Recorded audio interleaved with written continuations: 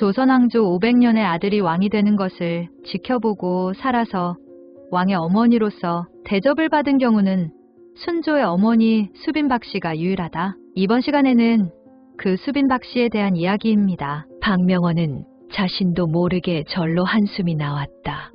허참, 이를 어쩐다.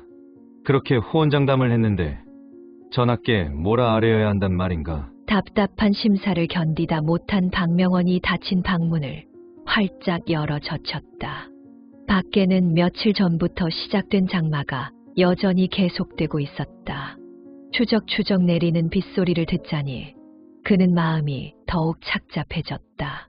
이럴 줄 알았다면 사촌 조카 딸이라는 단서라도 붙이지 말 것을. 추녀 끝으로 떨어지는 빗방울을 멍하니 바라보는 박명원의 기억 속으로 정조를 아련했던 그날의 일이 다시금 떠올랐다. 허허, 과인의 나이 아직 어린데 무엇이 급하다고 일이 서두르는지 모르겠소. 전하, 그리 생각하시면 아니 되옵니다. 종묘사직을 생각하옵소서. 어서 후사를 보셔야 왕실이 안정되는 법이옵니다. 신은 항시 그것이 걱정이옵니다. 그는 정조의 혼인을 성사시키고자 간곡히 말했다. 박명원은 정조의 고모부로 살아생전 아버지 사도세자를 적극적으로 변호해준 화평옹주의 남편이었기에 정조는 그를 남달리 신임하고 있었다.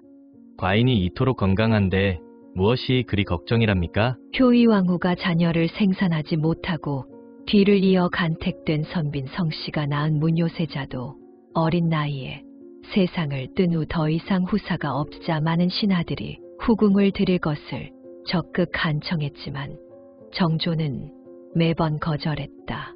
그러나 박명원은 사사로운 고모부의 입장에서 생각할 때 더는 미룰 일이 아니라고 여겨 벌써 며칠째 정조에게 똑같은 추청을 올리고 있었다.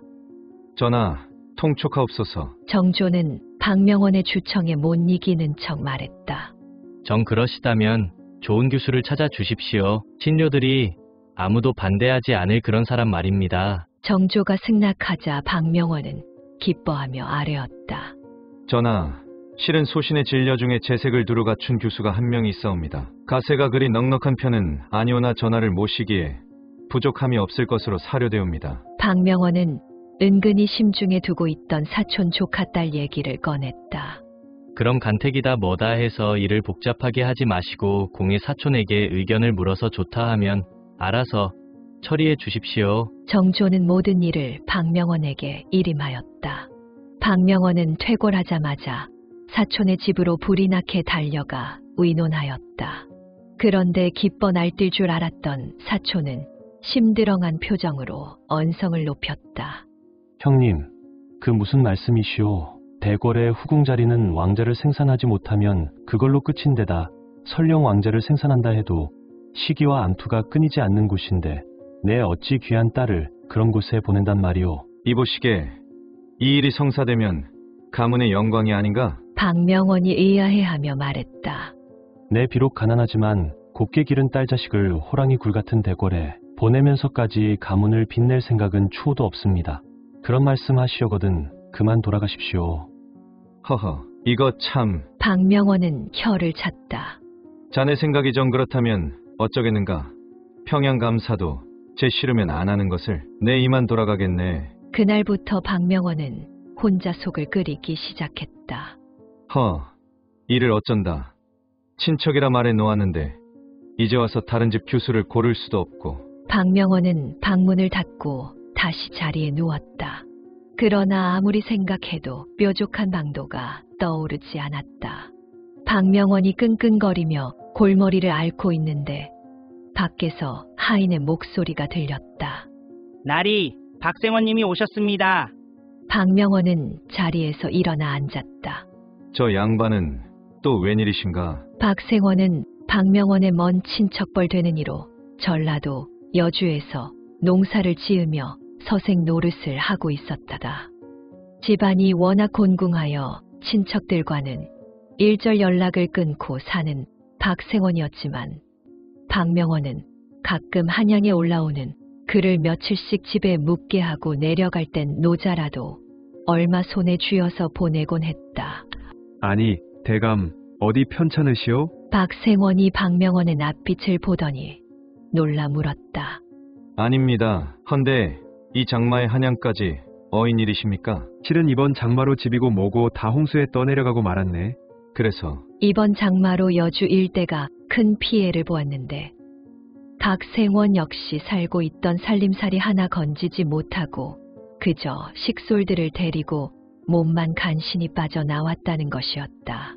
살림이야 워낙에 가난하여 건질 것도 없었지만 그나마 유일한 생계 수단이었던 논면 마지기마저 불어난 강물에 다 씻겨 내려가 살 길이 막막하여 무작정 한양으로 올라왔다고 했다. 무작정 오긴 했는데 당장 거처할 곳도 없어. 이렇게 염치불구하고 찾아왔네 그려. 다른 이는 몰라도 대감께서는 우리를 무정하게 내치지 않을 것 같아서. 박생원의 눈가에 희미하게 눈물이 고였다. 그럼 식솔들은 지금 어디 있습니까? 우선 남문 근처에서 기다리라고 했네. 이제 곧 어두워질 텐데 다 큰 딸 자식을 그런 곳에 두고 와서 영 마음이 놓이질 않는군. 딸이라고요? 박명원의 귀가 번쩍 트였다. 딸아이가 올해 몇입니까? 말하기 창피하지만 벌써 19이구먼. 그 아이도 어서 혼처를 정해야 하는데 누가 우리 같은 가난뱅이와 사돈을 맺으려 하겠는가? 박생원의 말에 박명원은 마음이 급해졌다. 여봐라. 당장 박생원님을 모시고 가서 식솔들을 모셔오도록 하라. 그리고 마님과 따님도 계시다 하니 가마를 대령하여 가도록 하라. 박명원의 예기치 않은 환대에 박생원은 기뻐 어쩔 줄 몰랐다. 잘만 하면 체면은 세우겠군. 시골에서 자란 아이니 조금 모자라긴 하겠지만 부인이 잘만 가르치면 되겠지. 박명원의 가슴은 10년 묵은 체증이 내려가는 듯 시원해졌다. 얼마 후 박생원이 식솔들을 데리고 돌아왔다.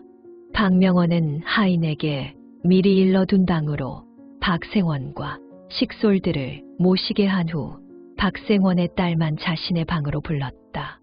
차분한 걸음걸이로 방으로 들어오는 박생원의 딸을 본 박명원은 놀라지 않을 수 없었다. 옥이 진흙 속에 묻혀 있었구나. 시골 아이인데다 집안이 가난하여 기대하지 않았거늘. 박생원의 딸은 그야말로 어느 양갓집 교수에게도 뒤지지 않을 만큼 아름다운 미모와 품격을 지니고 있었다. 또한 박명원이 묻는 말에 또박또박 공손하고 재치 있게 대답하니 박명원의 입에서는 연신 웃음이 배어나왔다. 허허허, 형님께서 딸아이 교육은 제대로 하셨소. 정말 훌륭한 아이입니다. 이렇게 오셨으니 남의 집이라 생각지 마시고 자리가 잡힐 때까지 편히 지내도록 하십시오. 아무것도 모르는 박생원은 그저 박명원의 말에 감격할 따름이었다. 며칠 후 박명원은 가벼운 마음으로 정조를 아련했다. 전하, 지난번 말한 교수의 집에서 승낙을 받았사옵니다. 그러셨습니까?